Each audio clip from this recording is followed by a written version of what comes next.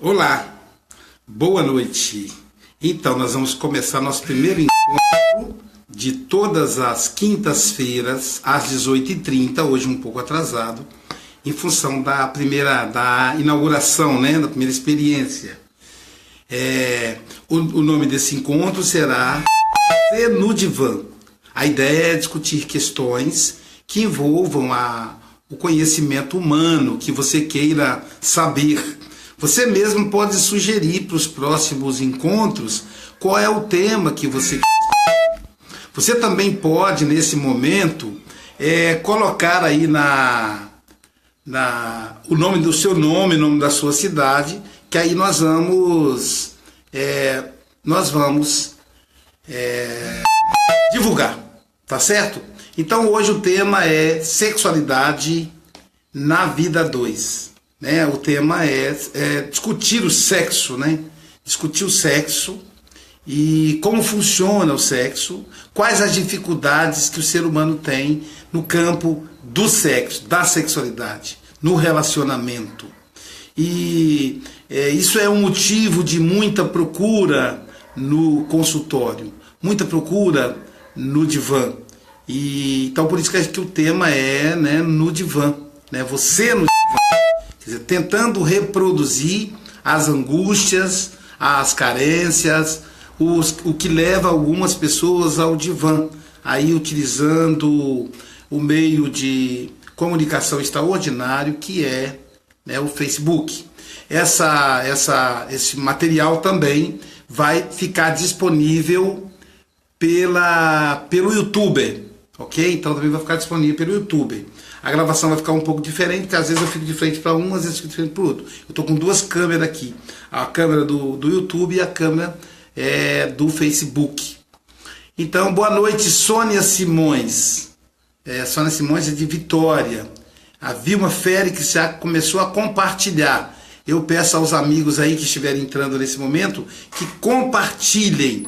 Então vamos discutir aí, pessoal, vamos conversar agora sobre a questão da sexualidade no relacionamento a dois. Primeiro, a questão da sexualidade. Como nós dizíamos, a Luzimar Pacheco também já compartilhou aí. Eu peço que continuem compartilhando. Então, quando a gente fala de sexualidade, nós temos uma dificuldade muito grande de falar de sexualidade. Nós não falamos sobre sexualidade. Nós não conversamos sobre sexualidade. Boa noite, Adalgisa, a doutora Adalgisa Cruz, de Guarapari, a dentista excelente, a minha dentista da família inteira. Meu sorriso bonito aí é um trabalho da Adalgisa, da doutora Adalgisa, minha amiga Adalgisa. Então, vamos conversar aí sobre a questão da sexualidade. A sexualidade, pessoal, tem sido um tabu muito grande. A gente não conversa sobre sexo. O fato é esse. A gente não conversa sobre sexo.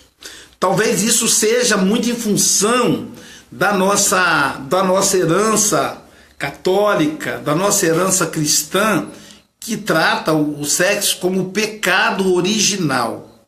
Então o sexo é um pecado. E ele só pode ser permitido se for para reprodução. Então é o pecado original. De onde vem essa expressão sexo como pecado original? Essa expressão vem, na verdade, ela vem da ideia do Adão e Eva, da mitologia bíblica do Adão e Eva. Então diz a mitologia bíblica que Adão e Eva estavam no paraíso. E graças ao envolvimento dos dois, eles foram expulsos do paraíso. Que aí seria uma espécie de fruto do pecado. E indiretamente, não está descrito claramente aí, mas indiretamente a culpa por causa da expulsão do paraíso teria sido do sexo. No momento em que eles fizeram sexo, eles perderam a possibilidade de estar no paraíso. Isso é muito presente no psiquismo humano. Fala assim, mas Luiz, isso é uma coisa tão absurda. No entanto, é absurda, mas está dentro da nossa ancestralidade. Está dentro do nosso arquétipo. Então, quando nós pensamos, quando nós conversamos, esse conteúdo entra no meio de nós inconscientemente. Então nós ficamos travados quando nós transamos também. Ficamos travados em muitas questões ligadas ao sexo, muito em função da ideia do Adão e Eva como pecado, né, como pecadores originais. Então, graças ao Adão, o meu avô, tataravô Adão, e a minha tataravó Eva, eu hoje sofro dores, não sei o quê, então tudo seria responsabilidade do sexo. Essa é a ideia que permeia muitas cabeças. Vicente Paulo, de Nova Venécia, ei meu amigo Vicente. Então Vicente esteve conosco lá na palestra, uma mente brilhante, né, um profissional que já está aí com 3 cursos superiores, entre eles a psicologia. Maritza Almeida, boa noite Maritza. Maritza é de Vitória, não é isso Maritza?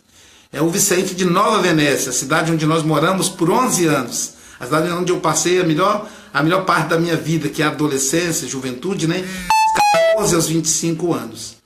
Então, o sexo é realmente um tabu. A gente não conversa sobre sexo, a gente não fala sobre sexo. Inclusive, a gente não fala sobre sexo com a esposa, com o marido, nem com a pessoa mais íntima, nem a pessoa com quem transamos. Olha só, a gente não conversa sobre sexo. E esse silêncio mórbido sobre sexo, ele invade a família de tal maneira que os pais não conversam com os filhos. Então, quando muitas vezes Gabriel Mamed, boa noite Gabriel, muitas vezes os pais são surpreendidos pela filha adolescente grávida, pelo filho que engravidou uma moça e aí ficam surpresos, mas olha, tem tanta informação, a internet, os livros, a escola. Maritza de Santos Dumont, Minas Gerais. Obrigado, Maritza.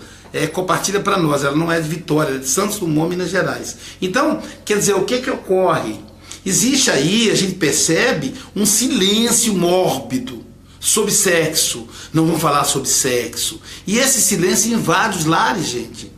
E faz com que nossas crianças, nossos adolescentes adquiram doenças sexualmente transmissíveis, e tenham uma gravidez perigosa, né, com uma gravidez risco, que é a gravidez da adolescência, provoca a situação de abortos, né?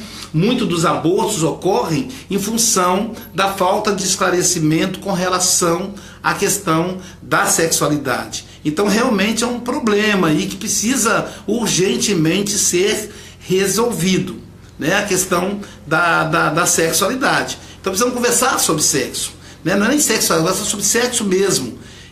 A Elisângela Ferreira de Caruaru, da CEEC. Boa noite, Elisângela. Elisângela Ferreira. Então, Caruaru, Pernambuco.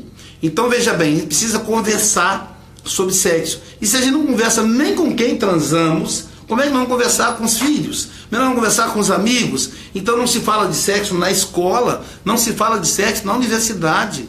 Brinca-se, utiliza-se palavrões. A gente tem um monte... Érica Bessi de São Carlos, São Paulo. A Elaine Seibert de Itabuna, Bahia. Então, brinca-se muito com a questão do sexo. Quem vê o brasileiro com as suas piadas muito sensualizadas, parece até que ele conversa. Não conversa. A piada, a brincadeira, a música de duplo sentido são fugas para a sexualidade. Essa é a verdade, né? O funk e as músicas aí que tanto exploram as palavras, as energias sexuais, não conversam seriamente sobre sexo. Então o funk utiliza da pornografia, e a pornografia não é esclarecimento, porque a pornografia fala de uma situação que é irreal, aquilo que acontece dentro, digamos assim, no processo da pornografia, aquilo é totalmente irreal. Então não pode ser contado como uma experiência. Então você achar que porque você fala, porque você acessa a pornografia, você tem esclarecimento, é um equívoco. Não é verdade. Porque a pornografia não esclarece. A pornografia fala de uma situação iminentemente irreal. Então não serve como medida para esclarecimento. E aí continuamos na ignorância sobre sexo. A ignorância sobre sexo começa com a sexualidade infantil. Boa noite, minha querida amiga Vânia Tiese. A Vânia Tiese, né, de Guarapari. Boa noite, querida. Então, quando se fala, a gente não conversa sobre sexo com as crianças. E cá para nós, sabe que Rita de Cássia Cesana, a sexualidade ainda é um grande tabu em todos os segmentos da sociedade. É verdade. Não se conversa sobre sexo na igreja, na instituição religiosa, no centro espírita. Não se conversa na escola, gente. Pelo amor de Deus, onde é que nós vamos conversar se não se conversa na escola? Quando o governo planejou conversar sobre sexualidade, invadiram as escolas, deputados de extrema direita, dizendo que não podia, que não sei o quê, que os pais é que tem que conversar. Como conversar se os pais são uns ignorantes também no campo da sexualidade? Se eles também não conversam com seus filhos sobre sexualidade. Então, é um problema sério a ignorância no que tange a sexualidade. Nós não conversamos, nós ignoramos, é preciso a gente admitir, assumir isso, nós ignoramos a questão da sexualidade.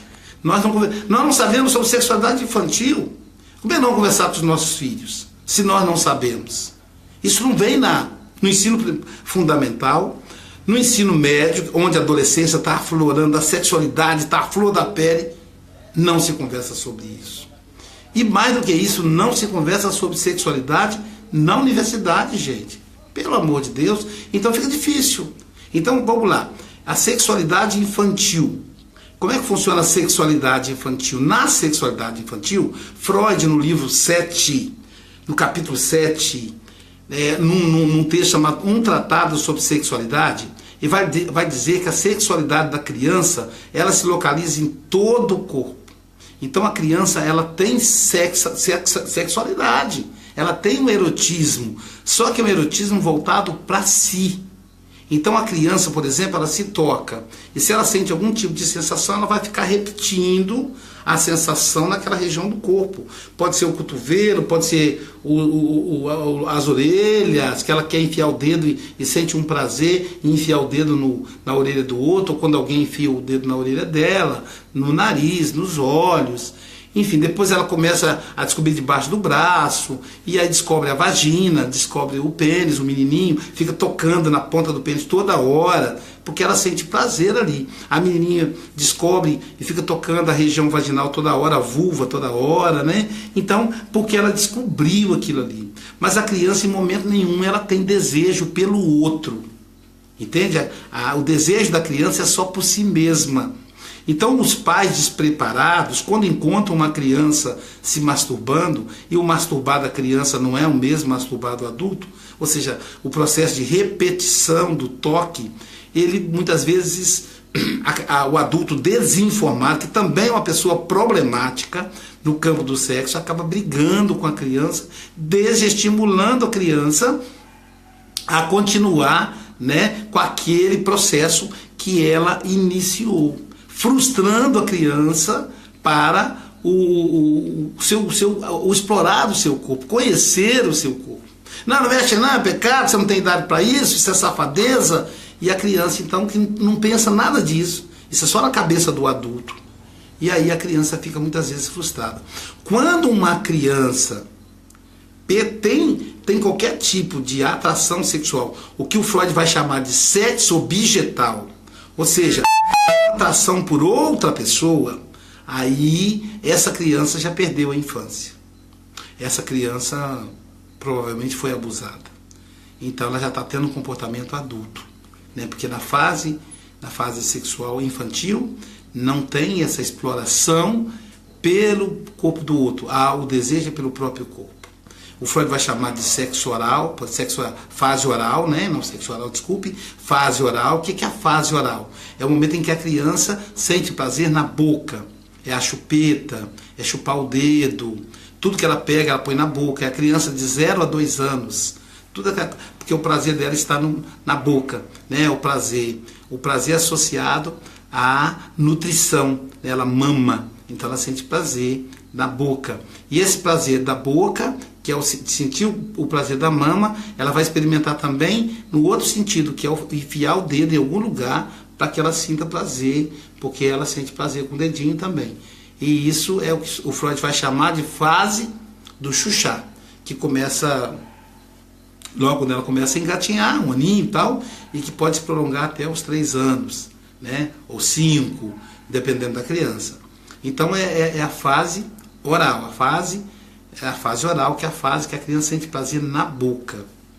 A partir dos 2 anos, a criança sente prazer no ânus, é chamada fase anal, é quando ela começa a ter o controle sobre a sua fisiologia, é quando ela começa a não fazer mais as necessidades na fralda, então ela vai fazer cocô no banheiro, e ao fazer o cocô ela sente um prazer sentindo o cocô saindo, e esse prazer então ela passa a curtir, tanto que a fezes para a criança nesse momento é a coisa mais importante, é o maior tesouro que ela tem. Uma criança de 2 a 4 anos, se você deixar ela sozinha, ela enfia a mão no vaso sanitário, porque ela não tem noção de contaminação. É a fase que normalmente os pais entram com a massa de modelagem, que parece um cocôzinho, né? Depois vem a fase fálica, que é quando a criança descobre a diferença entre o menino e a menina, né? O menino tem o pênis, a menina tem um corte, e a menina então acha que falta alguma coisa nela, de acordo com Freud. E em seguida isso vem a fase edipiana, a fase do Édipo, em que a menina se apaixona pelo pai e o menino se apaixona pela mãe. Uma paixão sexual, mas não o sexo objetal. Então ele não deseja sexualmente o pai, ou no caso da menina o pai, no caso do menino a mãe. Zinzinho. Foi para você então. Enfim, então, o que acontece? Nessa fase, existe essa paixão.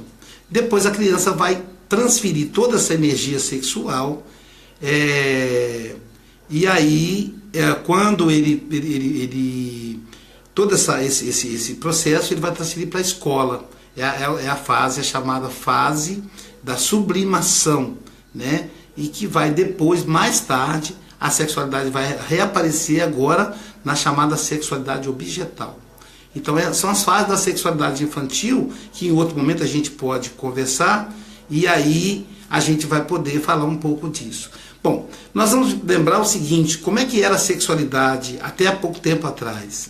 Eu mesmo tenho 53 anos, eu peguei essa fase, né? O que se falava naquela época, né? Falava o seguinte, né? O sexo só depois do casamento. Embora muita gente não respeitasse, né? Era assim que era pensado, década de 1970, 1980.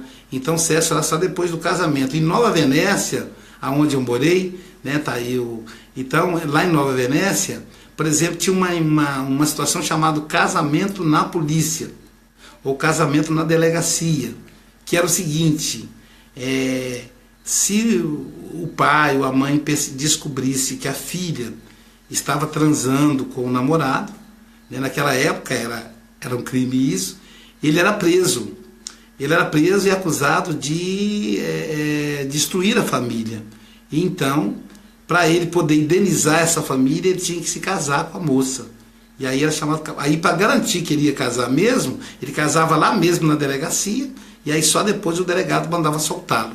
Né? Então não é brincadeira, isso aconteceu com muita gente, né? Fulano casou na polícia. Então tinha essa fase. Então as pessoas não se conheciam muito antes de casar, né? O sexo era proibido antes de casar. E aí, quando surgiu a abertura, os namorados hoje podem ter a sua atividade sexual, não se fala mais na moça casar virgem. Na época, se uma mulher perdesse a virgindade antes do casamento, ela acabava comprometendo o futuro dela. Isso hoje é até uma caricatura, hoje ninguém nem fala mais, nem toca mais nessa ideia, né?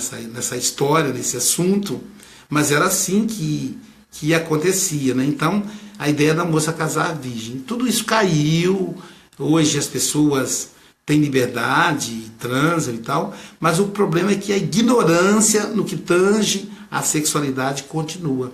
Esse é o ponto, né? A ignorância continua, as pessoas continuam muito pouco informadas a respeito da questão da sexualidade na vida a dois, no casamento. E isso é muito complicado, né? Primeiro que O sexo é como a digital. Cada um está no estágio sexual diferente.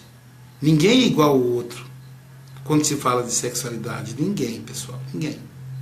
Então aí, como é que você vai saber, como é que você vai se encaixar com a sua esposa, como é que você vai se encaixar com o seu marido, né? Isso não vai ser possível, a não ser, boa noite, Aires Cruz, meu amigo, o Aires da Suíça, mora na Suíça, em Zurique, e na verdade em Baden, né, Aires?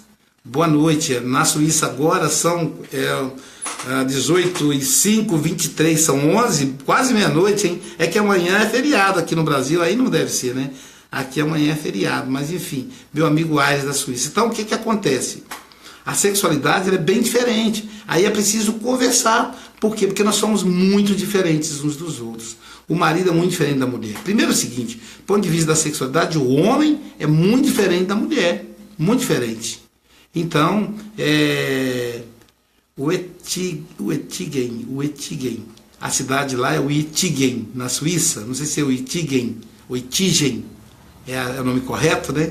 É a cidade da Suíça onde mora o meu amigo Aires Cruz, meu amigo português brasileiro, né? Que é um amigo que é onde eu fico quando eu vou para aquela região lá. Então, essa é uma diferença. Primeiro, a sexualidade do homem é diferente da sexualidade na mulher. Começa por aí. Então, nós homem e mulher, somos muito diferentes. Mas mesmo entre os homens, existe uma diferença muito grande de um homem para o outro, de uma mulher para outra. É como eu disse, né? A sexualidade é como se fosse uma digital, é como se fosse...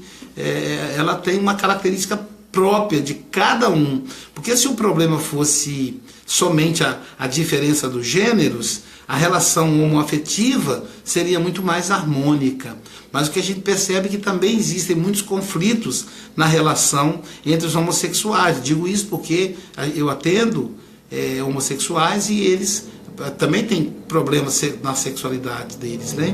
Do sexo do casal, seja entre duas mulheres, seja entre dois homens. Mas no casal heteroafetivo, que é a maioria, vamos pensar aqui, é um desafio, porque o homem é muito diferente da mulher.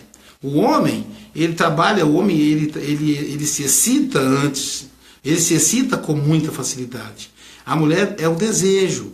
Então a mulher tem todo um processo para que ela se sinta excitada. Ela tem que desejar, ela tem que ser cortejada, ela tem que ser querida, ela tem o emocional dela impacta muito na sexualidade. O homem não. O homem pode estar estressado, pode estar deprimido, que ele vai ter ereção e vai transar. A mulher, se ela estiver deprimida, não tem sexo. Se ela estiver estressada, não tem sexo. A questão do humor, a questão emocional, ela impacta diretamente na sexualidade feminina e não impacta na masculina. Então existe aí uma diferença. Então o homem num casamento, num relacionamento, por exemplo, o ato sexual com a mulher, ele começa de manhã, ou talvez no dia anterior, quando você dá um bom dia, quando você trata com a palavra de carinho. Então você já começa ali a provocar nela o desejo, né? Então é muito mais demorado. Por outro lado, quando você briga com ela, quando você se aborrece, quando você perde a paciência, quando você diz um desaforo, ali você já começa a broxar a sua parceira, né? Então é um processo muito complexo. No caso do homem, não. O homem pode estar aborrecido, pode estar chateado, pode estar deprimido, né? Se não for uma coisa muito séria, ele vai ter aí a ereção.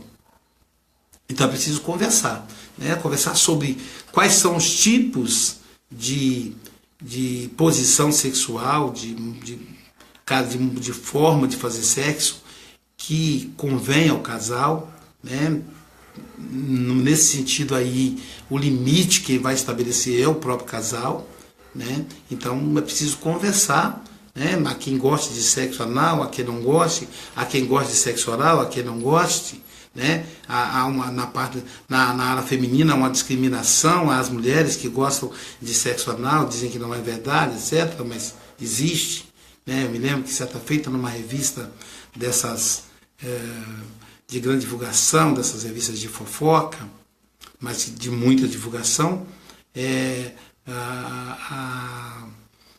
a Sandy disse que preferia sexo anal. Aí foi um escândalo, né? Que Sandy era uma menina, era uma princesa, ninguém imaginava e tal. Então o nosso olhar sobre a sexualidade é muito, muito preconceituoso, muito limitado.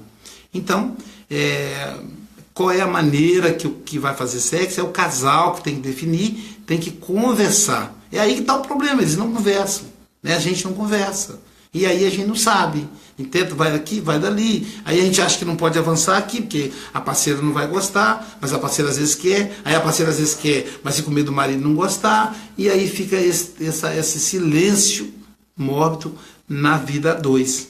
Mas é bem diferente, por exemplo, até a cultura, né? A cultura do homem, a cultura que nos foi ensinada para que o homem esteja sempre pronto para o sexo, como se fosse um soldado pronto para a guerra, é um problema muito sério, porque nem sempre o homem está pronto, nem sempre ele está, cada vez mais o homem está envolvido no trabalho intelectual, e o trabalho intelectual brocha o homem, diminui ele, né? Se é um dos poucos trabalhos que diminui. Então, e às vezes ele não está ali pronto, e às vezes ele não quer, às vezes ele, né? Claro, aí alguém fala, mas isso é raro. Tá, mas acontece.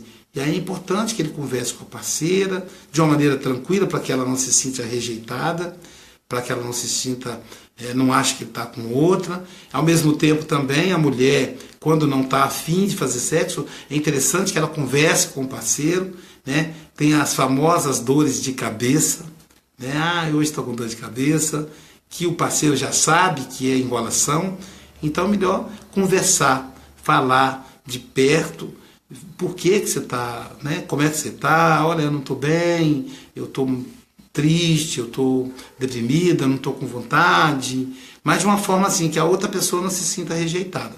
E aí é um problema, porque veja, por exemplo, numa família, um casal machista, a mulher fica sempre esperando ser procurada. Ela nunca procura, porque ela foi educada para procurar, para ser procurada. Porque se ela procurar, o marido pode achar que ela é uma prostituta, pode achar que ela está traindo ele, e um monte de fantasias, de delírios que a família tradicional, patriarcal, construiu na mente das pessoas. Então a mulher está sempre lá esperando, passivamente, ser procurada.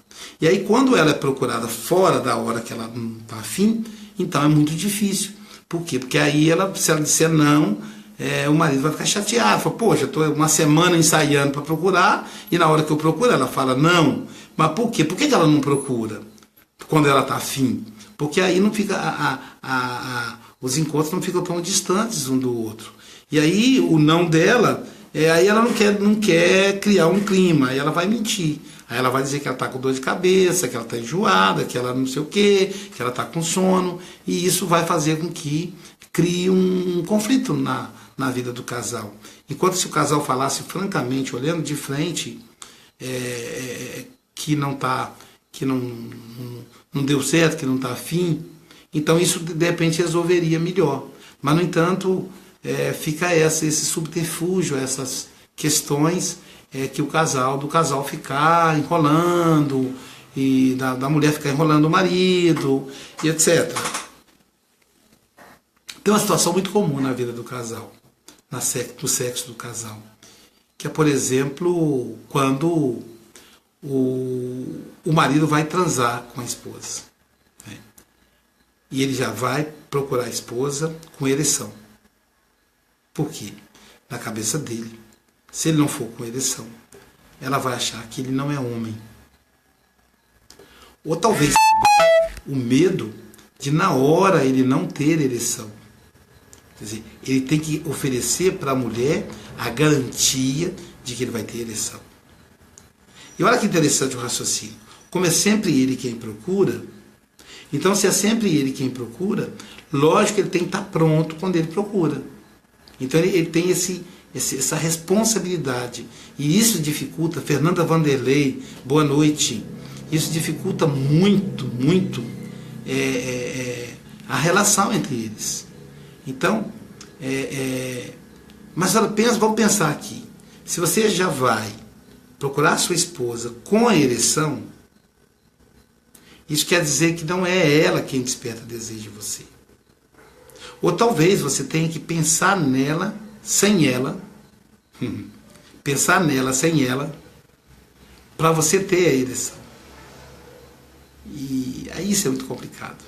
Isso demonstra que a falta de aproximação do casal.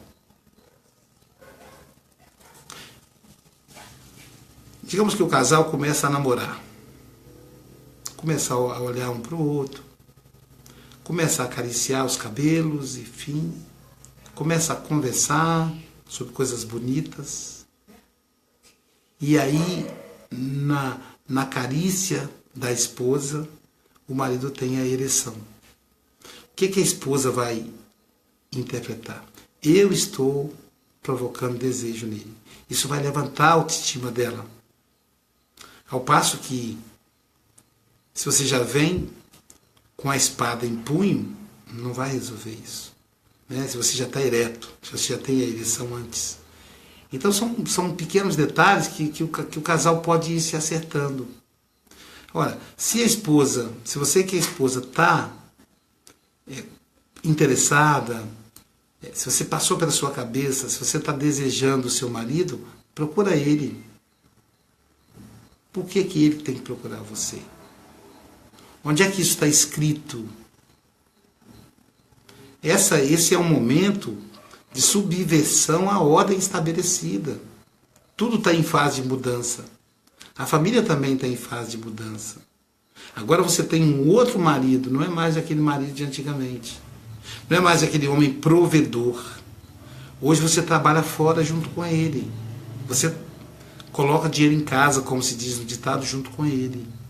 Hoje esse homem provedor entrou dentro de casa e te ajuda a cuidar dos filhos, te ajuda a cuidar da casa. Então o casamento é uma parceria. É uma parceria em que as pessoas têm que se conhecer. As pessoas têm que se entregar. E essa entrega, boa parte dela vai se dar exatamente no campo do sexo. Né? Quando você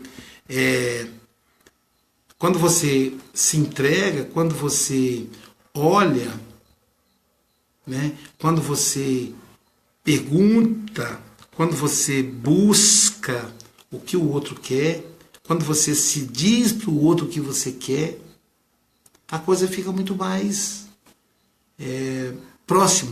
muito mais próxima um do outro.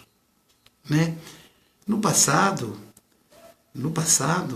o homem ele procurava um prostíbulo por dois motivos. O primeiro deles era porque a namorada dele não transava com ele, porque ele tinha que casar com a mulher virgem. O curioso é que havia uma exigência para que a mulher fosse virgem, mas não havia uma exigência para o homem ser virgem. Então, nesse processo, o que acontecia? Ele acabava procurando o prostíbulo, e lá pegava doenças venéreas, e lá ele tinha experiências com prostitutas que o serviam, que serviam aos seus desejos, às suas fantasias. E aí quando casa, vem um choque, porque a sua mulher não é a prostituta. Ela não está vendendo o corpo dela para você, ou alugando o corpo dela para você. Ela é a sua companheira. E aí como é que faz? E aí, então, se isso tudo mudou, então hoje não faz mais sentido o homem. Aí o segundo motivo do homem procurar o prostíbulo, esse é o primeiro motivo. O segundo motivo é que ele ia em busca da realização de fantasias que a esposa não podia realizar. Por uma questão muito simples, ele mesmo não permitia isso. Né? Porque se ela tivesse qualquer comportamento que denunciasse essa fantasia, ela era interpretada como alguém que está traindo ele, né? Como Onde é que ela aprendeu isso? Né? Até porque a literatura no campo da sexualidade é muito pequena. A gente tem aí o Kama Sutra, né? Tem ali a filosofia tântrica, mas são muito pouca coisa, assim. A nossa literatura ocidental, a gente tem nada. O que a gente tem na literatura ocidental é muito pouco. Né? A gente tem aí os estudos do Kinsey, mas o Kinsey é muito pouco conhecido. Né? São estudos que foram elaborados na década de 1940 nos Estados Unidos, quer dizer, tem aí 70, 80 anos que esses estudos desenvolveram, então está desatualizado, mas é o que a gente tem. Então, em função disso,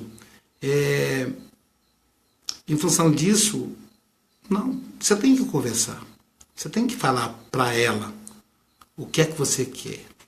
Você tem que falar para ele o que é que você quer.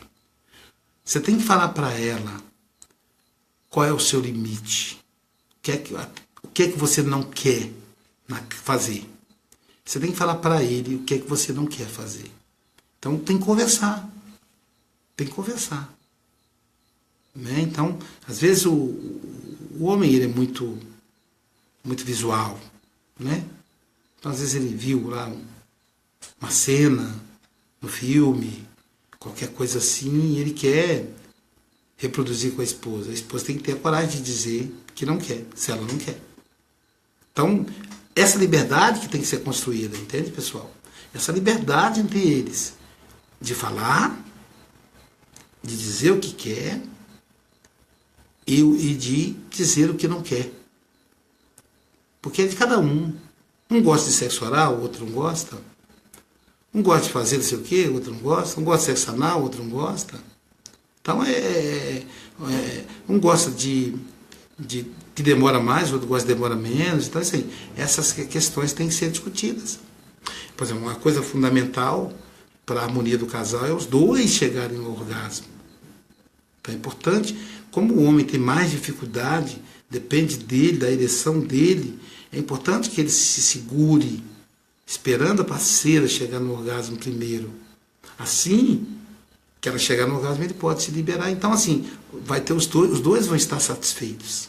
Os dois vão estar gratos um ao outro. Que é uma coisa que é muito legal no casamento, no relacionamento, é a gratidão, né? Pela satisfação, por ter chegado ao ponto máximo da relação sexual, que é o orgasmo. Então, isso tudo tem que ser conversado, né? A mulher tem que falar para o marido, espera um pouco, você está muito rápido. Né? O marido tem que dizer para a mulher, olha, para uma segunda vez você precisa ter paciência, não sou como você que vai 1, 2, 3, 4, 5. Não dá para eu ter, né, orgasmos múltiplos como acontece com a mulher. O homem já é diferente. Então, o homem tem ali o orgasmo e depois precisa um tempo para ele poder ter um segundo orgasmo, um terceiro, se for o caso. Pelo menos o homem casado, com a idade mais madura, né? Quando jovem, a gente tem mais estrutura, mas também tem menos maturidade, né? A gente também não espera a mulher quando a gente é mais jovem. Então, quer dizer, isso tudo tem que ser conversado, né? Quer dizer, olha só, no primeiro orgasmo o homem tem que esperar a mulher. É isso, no primeiro? Quando ele espera, mas aí, se a atividade sexual está muito boa, o que acontece? Ali ela vai ter 1, 2, 3 orgasmos, vai ter. E só tem um. Aí o que acontece? Ela tem que esperar, acariciar, para voltar, a ereção, para ele ter o segundo, o terceiro. Então o casal vai se ajustando. Né? Precisa um ajustamento sexual na vida 2. E eu digo vida 2 porque hoje os namorados transam, não precisa mais casar. A gente sempre brinca o seguinte, né? Antes era sexo, dizia assim, só sexo, só depois do casamento. Aí eu brinco dizendo, hoje diz sexo só antes do casamento. Porque depois do casamento vem pagar conta, problemas, rotinas, e acaba reduzindo, né, a atividade sexual. E essa ignorância com relação ao sexo tem separado assim casamentos muito legais, muito legais. Porque uma parte tem muito apetite sexual, a outra fica assustada, com medo de do outro trair, com medo de dar conta, né? Não, é só se conversar, né? Então, isso afasta. A Vera Menezes, de Vila Velha, boa noite, Vera, tudo bem? Então, isso afasta o casal. Isso muitas vezes destrói uma relação legal, né? Então, eu me lembro de um amigo que tinha uma esposa, a esposa tinha muita libido, muita vontade de fazer sexo. E aí ele contando pra gente, né? E tava eu, um outro colega e ele, né?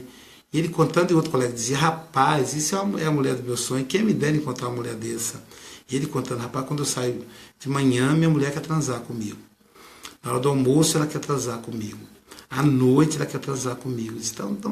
Então eu não consigo. Eu disse, não, mas aí você tem que conversar com ela e também se ajustar, né?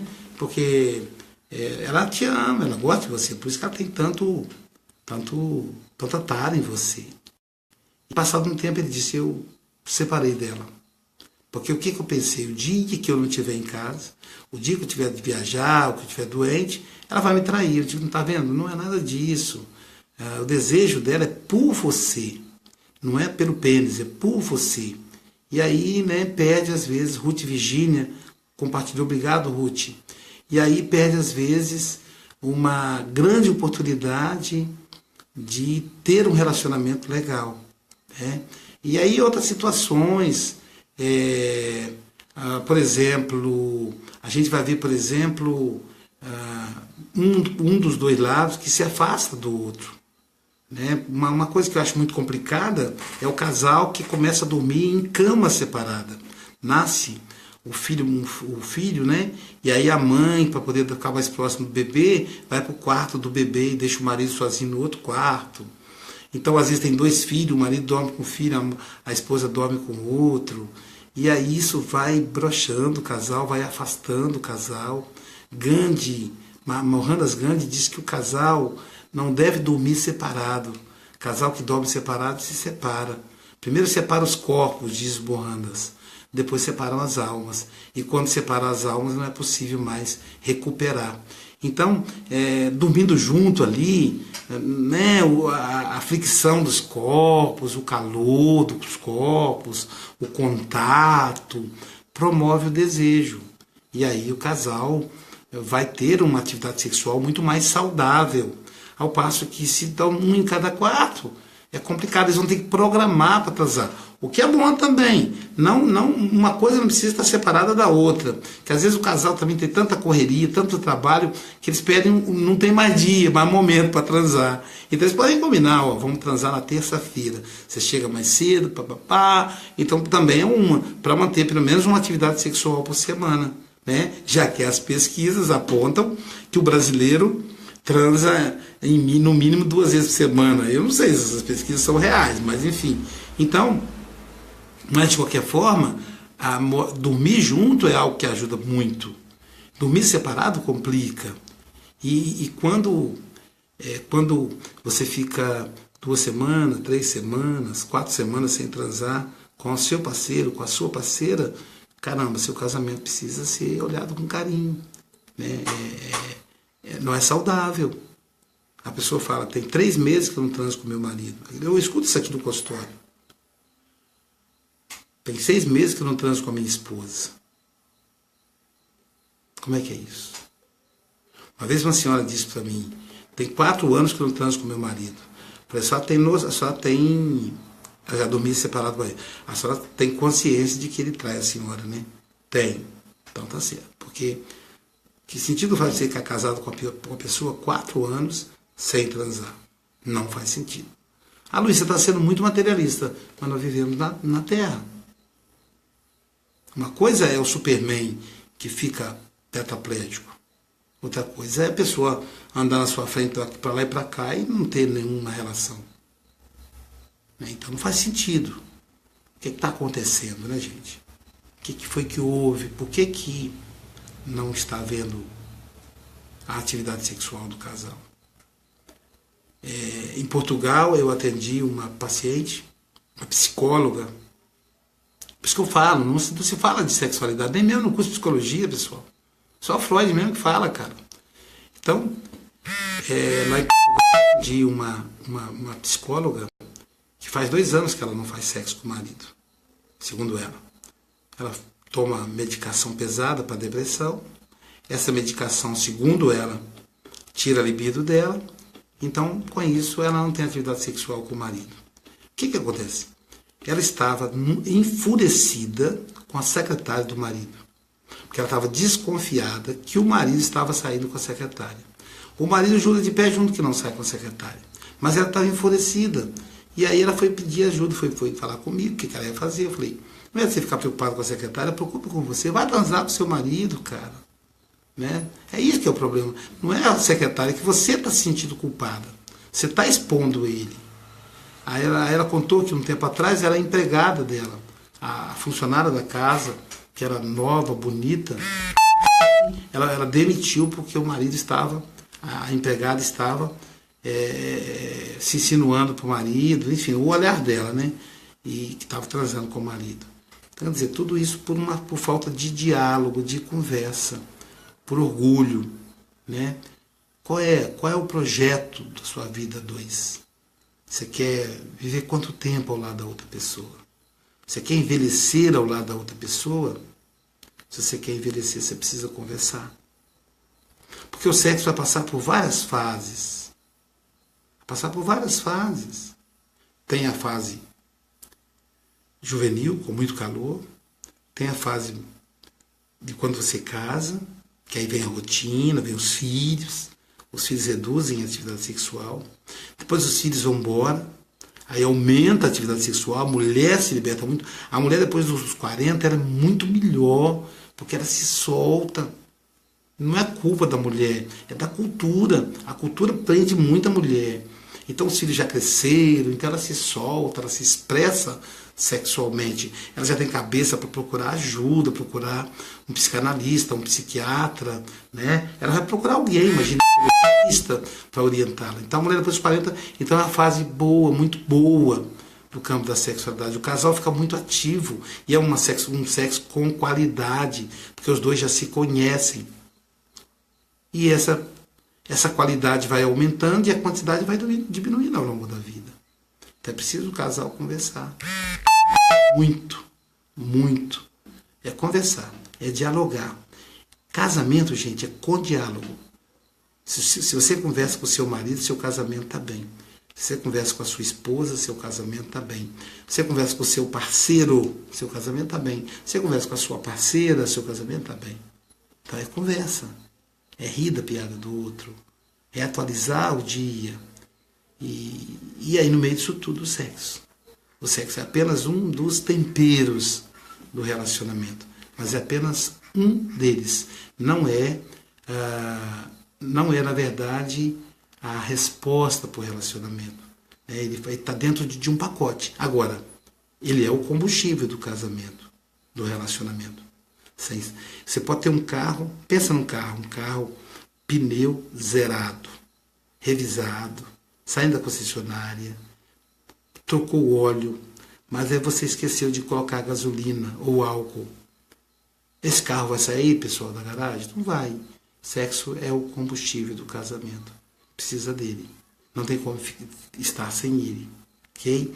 Então, vamos ficar por aqui, porque agora eu tenho a segunda parte, né, que é eu vou fazer o estudo da Joana de Ângeles, né, do livro Seja Feliz Hoje.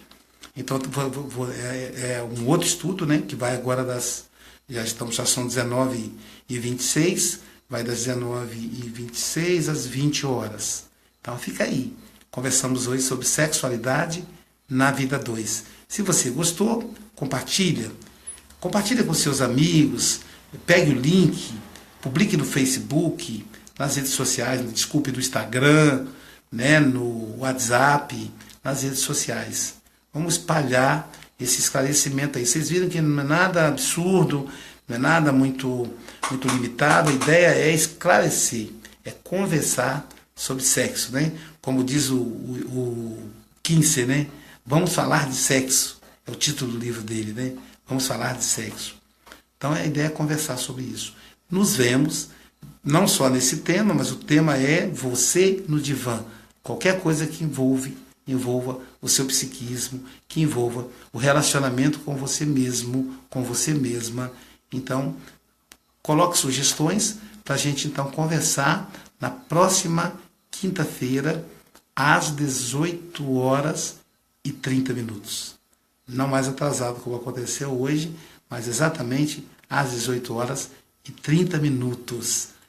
Agradeço aí a audiência, aos que ficaram comigo durante o encontro todo. Depois, quem não quis sair, pode depois entrar e assistir. Vai ficar aí gravado. Também vai ser transmitido pelo YouTube. Mas o YouTube não é agora, vai demorar um tempo. Mas vai ser transmitido pelo YouTube. Compartilhe. Compartilhe nas redes sociais. Compartilhe.